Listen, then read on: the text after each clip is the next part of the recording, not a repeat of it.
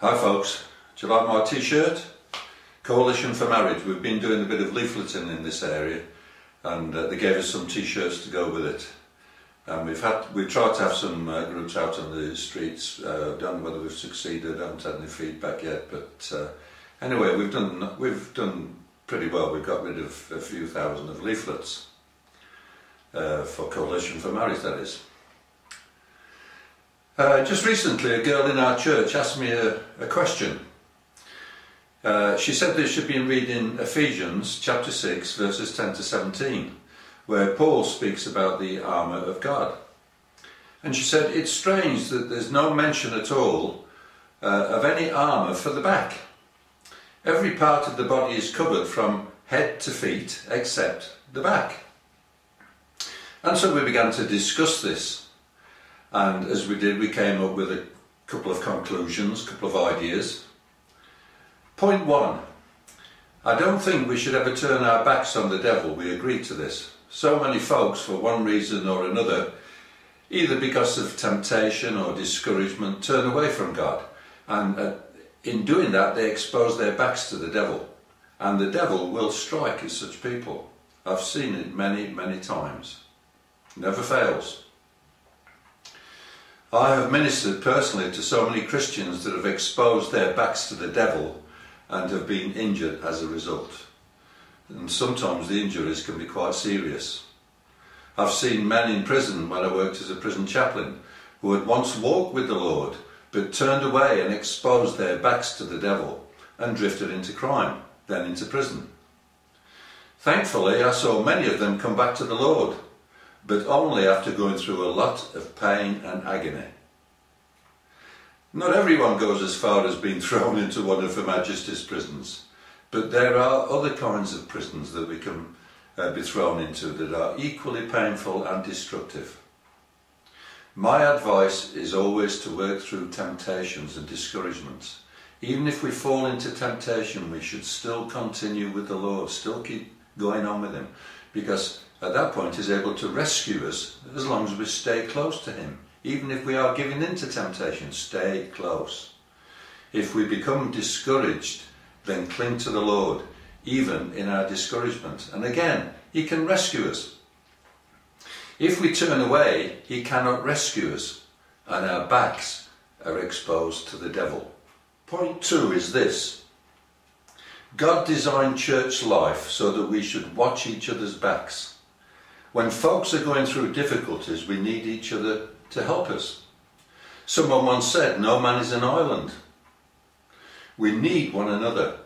As I said some while ago in one of my video blogs, there comes a time when we have a burden that we just can't carry on our own, and we need someone to help us through it. Unfortunately, so many churches are not very helpful in this direction and don't always want to know those people who have problems. Many years ago in our church we began to call ourselves the hospital church. So many broken people came to us and we ministered to them until they became strong again. Oftentimes they would leave us when they got back on their feet and they would go elsewhere. But we still continued to minister to folks who were broken, regardless of whether they stayed with us or not. Often those who had gone through such brokenness were folks who had not been helped in their own church. No one had watched their backs and the devil had struck. My advice to such people is get out of such uncaring churches and find one that gives a damn. Another reason we need to watch each other's backs is that if everything goes pear-shaped over this same-sex marriage bill, we're all going to be in danger. The leader at the front is in danger because he has to speak for the church. Those employed in the public sector in our fellowships are in real danger because their jobs might be on the line if they stand for their Christian beliefs.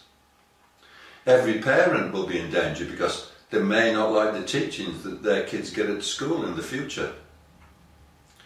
Yes, folks, there's a good reason why we have no armour for our backs. It's so we are forced to stand close to Christ and keep close to Him. who himself will guard our backs. I like these verses in Jeremiah chapter 15 verses 19 to 20. Listen to these. And incidentally, they were written in the last days of Judah's liberty, just before they went into exile, which may correspond with the last days that we are now living in. This is what God said to Jeremiah. He said, Jeremiah, you must influence them. Do not let them influence you. I'll repeat that. You must influence them. Do not let them influence you. They will fight against you like an attacking army, but I will make you as secure as a fortified wall of bronze. They will not conquer you, for I am with you to protect and rescue you. Do you think those words apply to us also? I love those words. So folks, no matter what temptation or trial you're going through, cling on to the Lord for grim death, and he will rescue and protect us.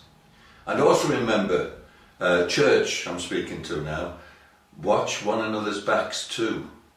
Paul, who wrote about the armour of God, was well aware of the invincibility of the Roman army, because they were trained to fight as one man. I think the time is coming real soon when the Christian church in this country will need to stand and act as one man. Think about this, folks. Have a good week. God bless you all. Bye for now.